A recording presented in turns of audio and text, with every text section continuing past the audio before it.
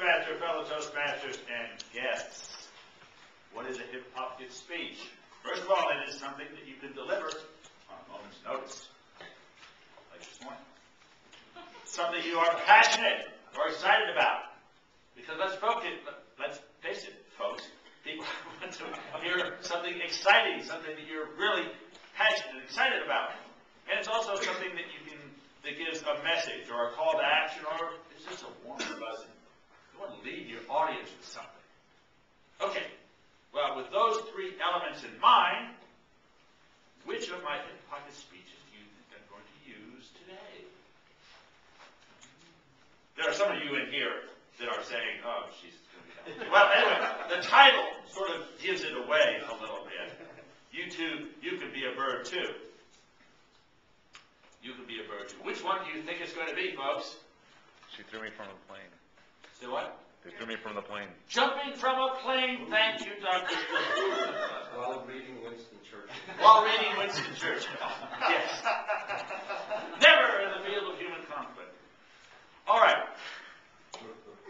I'm going to talk about going after what you want, having fun while you're doing it, and then passing it on to others.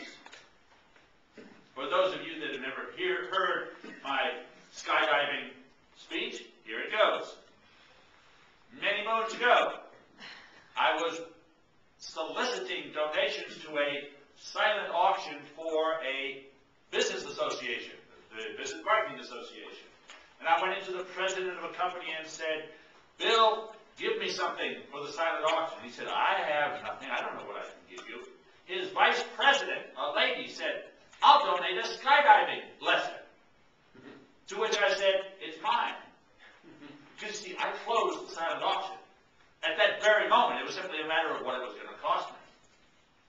Unbeknownst to me, she was one of the national leaders in skydiving. She's an amateur skydiver and has done thousands of hours of jumps and eventually threw me out of a plane. So I won the bid, obviously. And I then had to go through ground school for a couple of weekends. And then on the day of the jump, which was a Saturday, I had to go through more school, and then they piled a bunch of us into this single-engine airplane with a door that flew up on the side. There were about four or five other people in the plane that were going to do a free fall jump before they popped their chutes. Mine, I was tethered to the airplane so that when I jumped, it pulled my ripcord. Now, I also had a secondary cord so that when I looked up and if I saw that I wasn't open, there wasn't anything there, I had a secondary cord.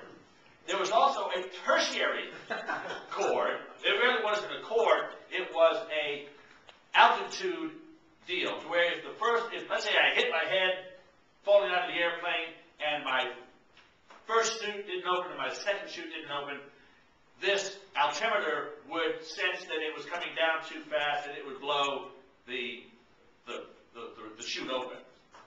So, and this was back in the day when on your first jump, you could jump solo.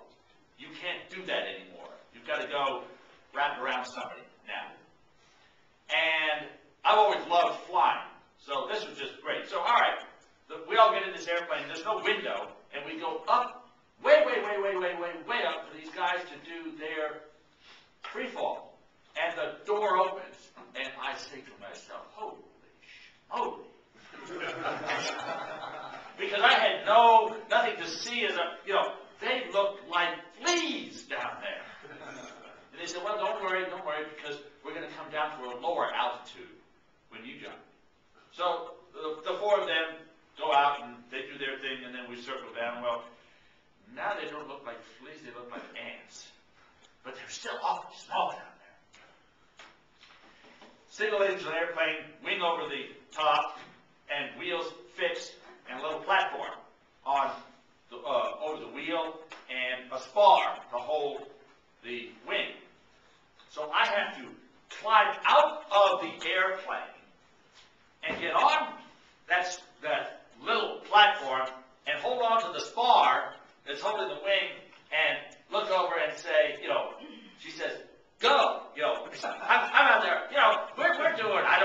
100 miles an hour out there, and I'm, and it's wham, and then 1001, 1002, 1003, and then you look up and then you're in the glory of free flight.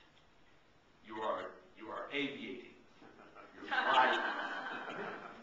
And it was absolutely gorgeous. This is one of these flying wings, parachutes, and they had a great big arrow on the ground that was easily as wide as these two tables. And they simply said, watch the arrow and steer in the direction of the arrow. And basically what they did, they circled me down. And there was this great big target on the ground. And I'm thinking, oh, they're aiming me for the target. But they weren't. They was aiming me for the grass because the target was actually sort of gravel.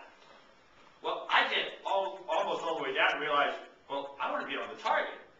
So I steer over to the target. Well, that's taking me out of it. And they go, no.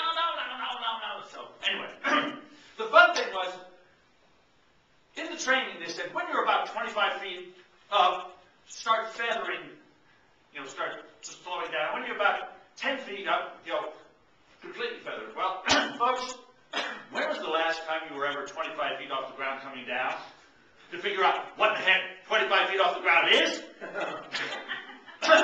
Me and my wisdom, it was a little bit of a wind that morning. I said, what the heck? I just came in full throttle. I never said it. And came in. Fortunately, I had a friend there. He took some pictures, and it was great. My daughter was there.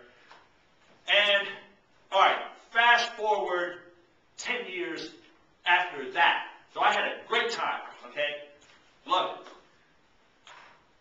That lady is now the president of her own company.